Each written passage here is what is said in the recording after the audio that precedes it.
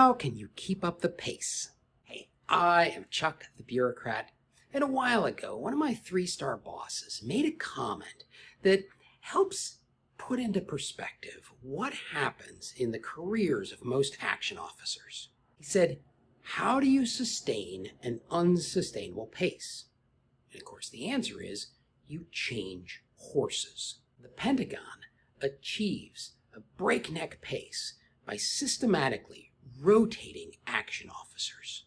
All right, maybe this rotation isn't fully thought out or even consciously done, but once you see that it is going on, it helps put many behaviors into context. To understand what's happening, it's best to look at this through the eyes of a new Pentagon colonel, somebody who has a staff of 5 to 25 action officers, all working for a general officer. And while he may not realize it when he first shows up, that colonel's primary job is to manage the flow of information between the general officer and his stable of horses and all that information back up to the general. He's going to have to amplify signals to set priorities, and he's going to have to attenuate signals to avoid stray voltage and creating confusion. He has to anticipate the questions from the general officer so that his action officers can get work done in advance, and he has to align efforts within his staff to balance the workload. When the new colonel shows up, it's unlikely that he is going to know how to do this, even if he understands that he needs to do it. As a result, when he first shows up, he's only really going to be good at amplifying signals. The general officer tells him to do something, and he starts whipping his horses to get it done. At the same time, that new colonel is in an uncomfortable position. The colonel is joining a show already in progress. His boss is likely to have been on the job long enough that he, the general officer, knows more about what's going on than the colonel does. Plus, there's likely to be an action officer who has been around for a while, the kind of guy who's gained the confidence of the general officer and is able to deliver quality products with a reasonable amount of effort. And here is where this idea of rotating your horses really comes into play. The new colonel is going to latch on to that action officer that the general trusts, and he is going to ride him hard without realizing that that action officer has probably been running at full speed for a while now. Meanwhile, the colonel doesn't really think too much about his other action officers. In fact, he's starting to quickly think of them as the second string guys. So what does that mean for you, Major? What does it mean for your career and your quality of life as a Pentagon action officer? Well, it should be pretty obvious that those fast horses, the ones who carry the heavy loads, those are the ones who are getting the top ratings. When you first show up, expect that you will not immediately be handed the hardest and most important problems.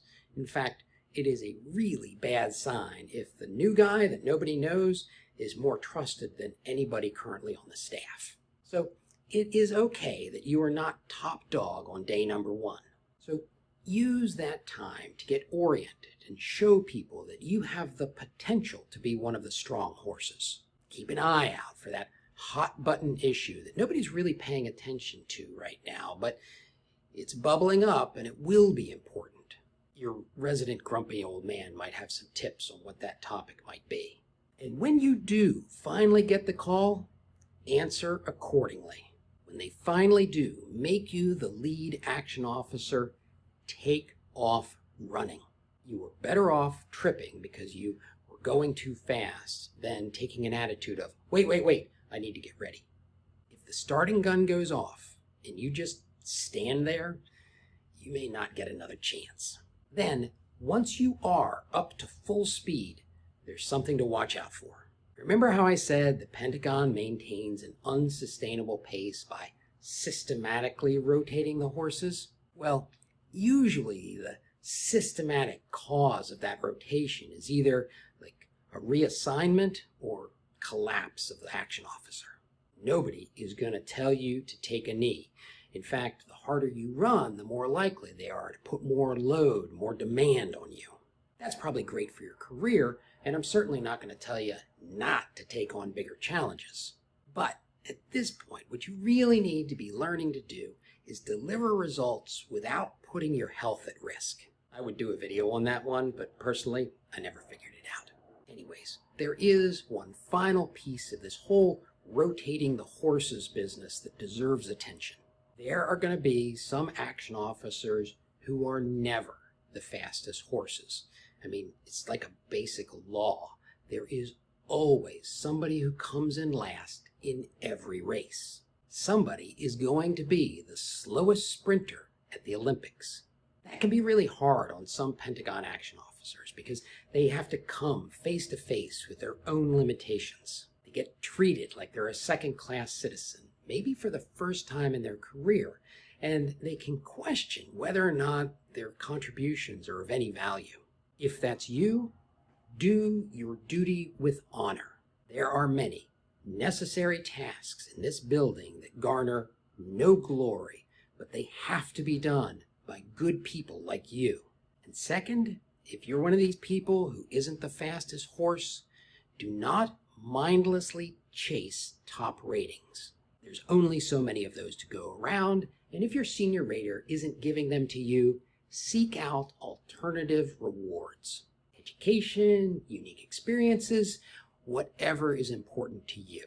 And I will close with this final thought for you, Colonel. You are going to have slow horses on your team, and your general is probably expressly going to say that she never wants to see them in her office again.